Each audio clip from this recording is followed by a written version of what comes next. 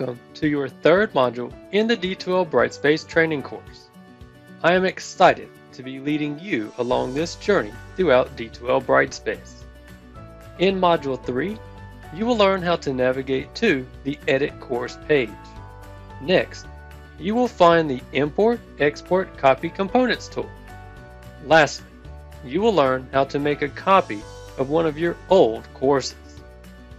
By the end of this module, you will be familiar with the Import, Export, Copy Components tool and be able to successfully copy items from your past semesters into your current or future semesters.